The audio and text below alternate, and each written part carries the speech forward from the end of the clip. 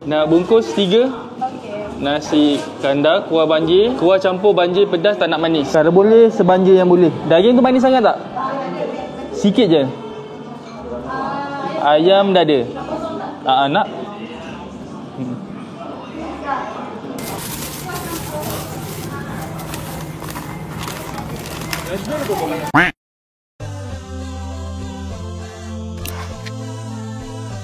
Hey guys, Assalamualaikum. Syirah di sini. Kasih drama satu kulit Syirah. Ini merupakan episod apa? Episod yang ke-24 kita terjah nasi kandar mana yang sedap sekitar Lembah Kelang. Hari ini kita akan terjah ke nasi kandar utara Lunch Bear.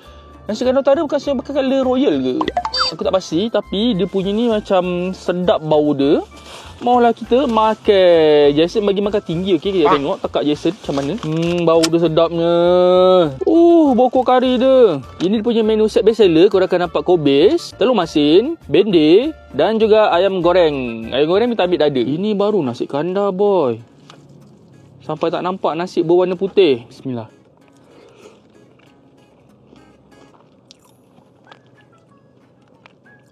Untuk dia punya nasi kandar dia ni, kuah dia strong. Rasa kuah kari kepala ikan. Kurang rasa rempah yang flavorful dicampur adukkan dengan pelbagai jenis kuah. Faham tak? Dia ibarat macam kau makan nasi berlauk, kau tak kuah kari yang banyak, dia asyik menjaga je. Cepat dia stay sedap.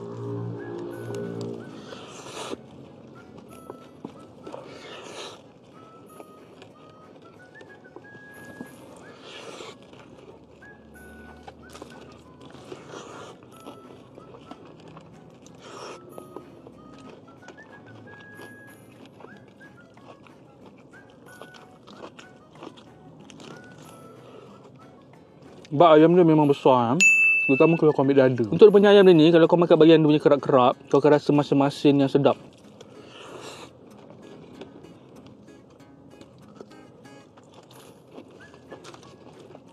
Tapi dia punya feeling memang terasa macam nasi berlauk. Nasi berlauk kuah kari yang banyak.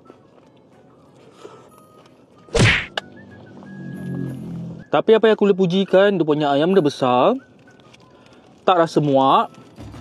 7/10.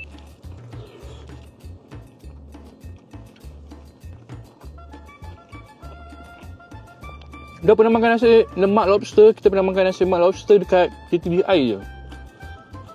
Tak sure lah TTDI tu sama company dengan yang kat Johor ke tak.